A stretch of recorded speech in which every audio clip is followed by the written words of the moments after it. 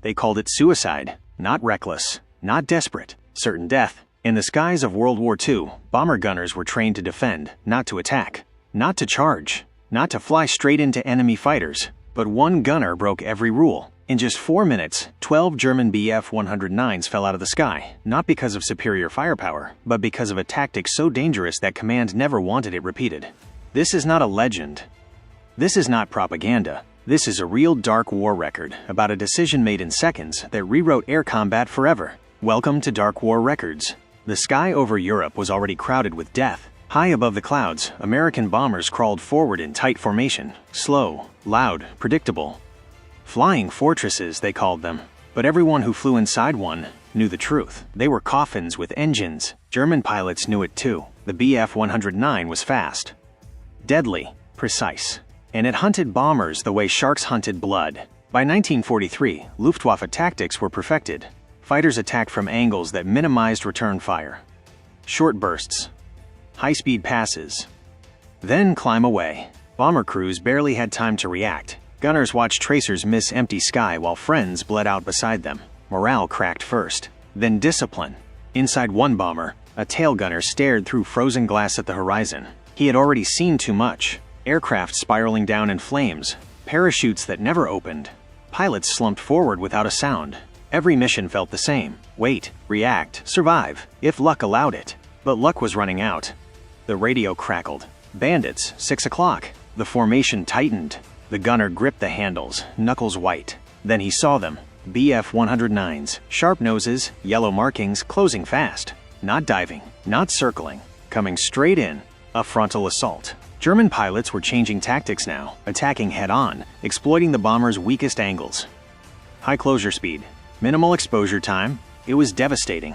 Gunners fired, but the window was seconds long. Too short, too late. The first bomber exploded without warning. A flash.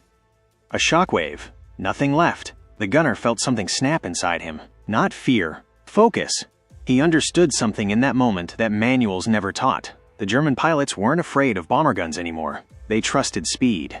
They trusted angles. They trusted that bombers would react, never attack. That belief was killing them. Another Bf-109 lined up. The gunner tracked it calmly. He did not fire. He waited. The pilot committed. And that's when the gunner did the unthinkable. He leaned forward and screamed into the intercom. "Pilot, hold course." The pilot hesitated.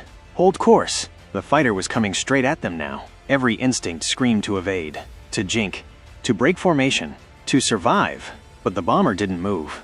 The German pilot expected a flinch. He didn't get one. The gunner opened fire early, far earlier than doctrine allowed. A continuous stream, no bursts, no conservation, just sustained, murderous fire straight into the closing path. The Bf-109 flew directly into it. The cockpit shattered. The plane snapped sideways and vanished beneath the clouds. The gunner didn't celebrate. He didn't even breathe. He stayed locked forward. Another fighter followed. Same angle, same confidence, same mistake. The bomber didn't move. The gunner didn't stop firing. The sky filled with metal. The second fighter disintegrated, then a third, then a fourth. The formation behind them didn't break. They kept coming. 4 minutes. That's how long it lasted. 4 minutes of continuous fire. 4 minutes where the bomber flew straight into death and refused to blink. German pilots panicked. They had never seen a bomber hold course under direct attack. They had never seen defensive guns used like an ambush instead of a shield. They tried to peel away, but it was too late. They were already committed, already inside the kill zone, already dead.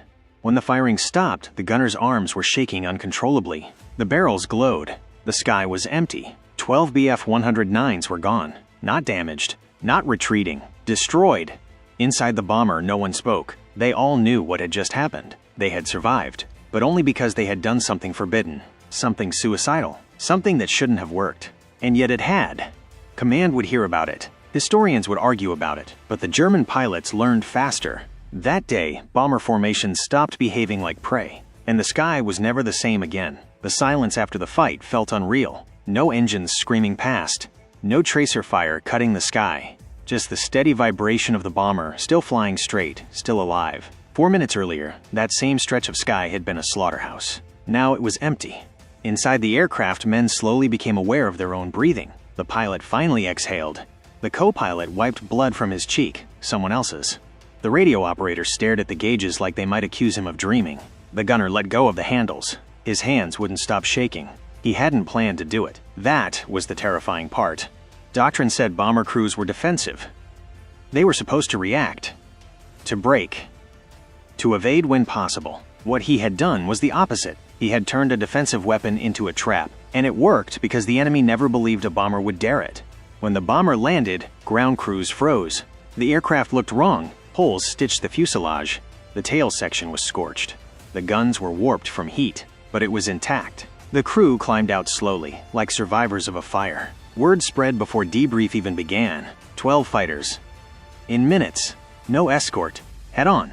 Officers didn't believe it. Then the intelligence reports arrived. Radar logs. Enemy loss confirmations. Multiple German units reporting catastrophic losses in a single engagement. The numbers matched. No exaggeration. No mistake. The gunner was called in alone. No congratulations. No smiles. Just a room, a table, and senior officers who understood something dangerous had happened. They asked him why. He didn't give them a speech. He said one sentence. They stopped being afraid of us. That sentence made the room colder, because fear was the foundation of air combat. Remove it, and everything changes. The Luftwaffe reacted quickly. They always did. German pilots were some of the best trained in the world. They didn't need long to understand what had gone wrong. Bomber gunners were no longer waiting. They were baiting. Orders went out. Do not commit head-on unless confirmed defensive fire is broken. Do not assume bombers will evade. Brake earlier. Attack in pairs. The confidence was gone, and with it, the easy kills. But the tactic spread anyway, not officially, not in manuals, through stories, through whispers in briefing rooms, through crews who had seen the aftermath. Pilots began holding course longer. Gunners began firing earlier. Formations tightened until there was nowhere to hide. The sky became lethal in a new way. Not everyone survived trying it. That was the cost command feared. One crew held too long and paid for it. Another fired too early and revealed their intent. A third panicked and broke formation at the worst possible moment. The tactic demanded absolute discipline, absolute nerve, and absolute acceptance that if it failed, there was no second chance. The gunner knew this. He never claimed it was safe, only that it worked once. And in war, once is sometimes enough to change everything. German losses climbed, not dramatically, not catastrophically, but steadily. And in air war, steady losses are worse than sudden ones. They eat morale. They create doubt. They force hesitation. Fighter pilots began hesitating on approach. That hesitation cost seconds. Seconds cost positioning. Positioning cost lives. The bomber crews felt it. They could sense when attacks were less aggressive, less certain. The enemy was no longer hunting. They were testing. And testing is the first step toward retreat. But command couldn't ignore the other side. If bomber crews believed charging death head-on was acceptable, they would do it too often, too eagerly, too blindly, and the sky would fill with wreckage again. So the tactic remained unofficial, never taught, never endorsed, never denied. A ghost inside doctrine, just like the gunner who started it. Because the moment command admitted that suicidal courage worked, they would have to explain why they hadn't demanded it sooner. And somewhere over Europe, German pilots adjusted again. New formations, new angles, new patience. The chessboard was changing, and the most dangerous moves were still ahead. The enemy learned. They always did. But this time, learning came with anger. German Air Command did not dismiss the losses as coincidence. 12 fighters in minutes was not bad luck.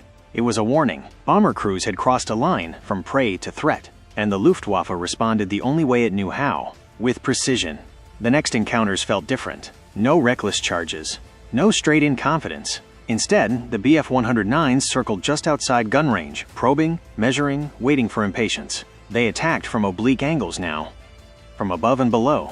From blind spots that demanded coordination no single gunner could cover. The message was clear. Try your suicidal trick again. We dare you. Some crews did, and some died. A bomber held course too long against a staggered attack and lost an engine. Another fired early, revealing intent, only to be shredded from the side seconds later. The tactic that had terrified German pilots now began to terrify American crews, because it worked only under perfect conditions, and war rarely provides perfection. The gunner who started it watched the aftermath quietly. He was never proud. Pride got people killed. He knew what command would never say out loud. This was not a weapon. It was a gamble, and gambles eventually turn on you. Then came the escort problem. American fighters couldn't always stay with the bombers. Fuel limits, distance, weather. Unescorted formations were still vulnerable. German pilots realized this and began drawing escorts away, then striking hard. The sky filled with overlapping battles. Chaos returned. But something else had changed. Even when outnumbered, bomber crews didn't break immediately anymore. They held. They coordinated. They trusted each other. The suicidal tactic had planted something more dangerous than fear: confidence. German intelligence reports began mentioning it explicitly. Enemy bombers show abnormal aggression. Defensive fire sustained beyond expected thresholds. Pilots report loss of initiative during attack runs. Loss of initiative. In air combat, that was fatal. Still, the Luftwaffe pushed back. They developed staggered waves, forced gunners to choose targets, overloaded defensive arcs, and once again, bombers began falling, burning, spiraling, breaking apart in silence. The gunner's crew didn't survive their next mission intact. A burst from below tore through the waist section. One man was killed instantly. The bomber limped home on one engine. The gunner never spoke during the return flight. He had changed the war, but war had taken payment. Command finally intervened, not with orders, with warnings. They emphasized formation discipline, selective aggression, fire control. They never mentioned the tactic by name, but everyone knew what they meant. And yet, something couldn't be undone. German pilots no longer trusted bombers to behave predictably. Every approach carried doubt. Every second of hesitation bled advantage. The sky had become unstable, uncertain, deadlier for everyone. This was the turning point. Not a victory, not a defeat, but a transformation. Air combat was no longer clean lines and rehearsed angles. It was psychological. Who flinched first? Who committed? Who dared? The gunner understood it fully now. His decision hadn't just destroyed fighters. It had destroyed assumptions, and assumptions were the real armor in war. But assumptions don't die quietly. They die screaming, and the Luftwaffe was preparing something that would force bomber crews to face the darkest question of all. How far are you willing to go to survive? The sky stopped giving warnings. No distant specks. No slow buildup. The attacks came sudden and layered, like the Luftwaffe had finally decided that hesitation was more dangerous than loss. They struck in waves. One group to draw fire, another to split formation, a third to kill. It was clean, efficient, merciless. Bomber crews felt it immediately. The suicidal tactic no longer shocked the enemy. It no longer froze them. Now it provoked them. German pilots dove closer than ever, close enough to read markings, close enough to see faces behind glass. They weren't afraid of holding course anymore. They were ready for it. The first disaster came without drama. A formation tried the old method, held straight, guns blazing early. The Luftwaffe didn't peel away. They crossed through the fire, absorbed the risk, and detonated rockets directly into the lead aircraft. The bomber vanished. Not fell, vanished. The formation cracked open like bone. Survivors learned fast. Holding course was no longer enough. It had to be timed, delayed, calculated. Too early, and the enemy adjusted. Too late, and you died before pulling the trigger. The tactic had evolved into something darker, a test of nerve measured in heartbeats. Inside the bombers, stress reached levels pilots had never known. Hands cramped on triggers. Eyes burned from strain. Men screamed warnings that came too late. Some gunners fired continuously until barrels warped. Others waited too long and never fired at all. Command couldn't stop it now. They could only try to contain it. Briefings changed tone. No more talk of survival percentages. No more reassurances. Just hard statements. You will face head-on attacks. You will not break formation. You will decide when to fire. They never said what happened if you chose wrong. Everyone already knew. The gunner who started it flew fewer missions now. Not because he was protected, because command didn't know what to do with him. He had become proof that fear could be weaponized, but also proof that it could backfire. Every success traced back to him. Every failure did too. Then came the mission over Germany that broke the illusion completely. Heavy flak. Poor visibility. Fighters everywhere. Bombers flew into a wall of resistance that didn't bend. The Luftwaffe committed fully. No probing, no testing, all in. The sky became chaos. Fighters crossed directly through bomber formations. Explosions overlapped. Smoke erased orientation. Crews fired into shapes instead of planes. Friend and enemy blurred. One bomber held course longer than any before it. Too long. ABF 109 rammed it deliberately. Both aircraft exploded together. No parachutes. No survivors. That moment changed everything. Ramming wasn't supposed to happen anymore. Not in 1944, not with experienced pilots. But desperation doesn't follow doctrine, and the suicidal tactic had dragged both sides to the same edge. After that mission, something broke. Not courage. Belief. Belief that aggression alone could protect bombers. Belief that nerve could replace strategy. Belief that fear could be controlled. Losses mounted. On both sides, the sky filled with wreckage faster than factories could replace it. And finally, command acted. New doctrine arrived. Not whispered, not implied, written, clear. Bomber gunners were ordered back into a defensive role. No intentional holding beyond set limits. No aggressive baiting. Survival through coordination, not defiance. Some pilots were relieved. Others felt betrayed. They believed the tactic had saved them. And sometimes, it had. But war was no longer about moments. It was about endurance. The Luftwaffe sensed the shift. Attacks became cautious again. Measured, the suicidal edge dulled, but the damage had already been done. Air combat would never return to its old rules. Because now, both sides knew the truth. When pushed far enough, any man in the sky would choose death on his own terms over waiting for it to arrive. And the war was not finished yet. Not by a long shot. By the time the skies quieted again, they were no longer the same skies. Something permanent had settled into the air war. Not tactics, not machines, but exhaustion. The bomber crews felt it first. Missions blurred together. Targets changed names but looked identical from altitude. Flak patterns repeated like nightmares you couldn't wake from. Men stopped counting victories. They counted missions survived. The suicidal tactic was no longer spoken of. Not because it failed, but because everyone understood its price. It had burned itself into the war like a scar, visible, painful, and impossible to forget. The Luftwaffe was bleeding, not from one decisive battle, but from attrition, fuel shortages, pilot shortages. Aircraft rushed into combat with barely trained crews. Experienced aces were gone now. Some killed. Some captured. Some simply worn down until mistakes became inevitable. German fighters still rose to meet the bombers, but the aggression was different. Less confidence. Less coordination. More desperation. They attacked because they had to, not because they believed they would win. American crews sensed it. Attacks came later. Breakoffs came earlier. Fighters disengaged instead of pressing. The sky still killed, but it hesitated. The gunner flew his last combat mission without ceremony. No speeches, no medals beforehand. Just another briefing. Another climb into thin air. Another moment where the engines leveled off and everyone waited for death. That mission passed without a head-on attack. German fighters stayed distant, shadowed, then vanished. The bomber returned untouched. For the first time in a long while, the crew didn't cheer. They just sat in silence. Because silence now meant something different. It meant the enemy was running out. Airfields across Europe told the same story. Abandoned planes. Burned fuel dumps. Runways cratered beyond repair. The Luftwaffe was collapsing not in defeat, but in absence. When the war in Europe finally ended, there was no celebration in the air units. Just relief. The sky had taken enough. The suicidal tactic was never officially credited. No manual recorded it. No doctrine acknowledged it. But historians would later note a shift, a brief, brutal period where bomber losses slowed and fighter losses spiked unnaturally. They would argue causes, technology, numbers, luck. Few would mention nerve.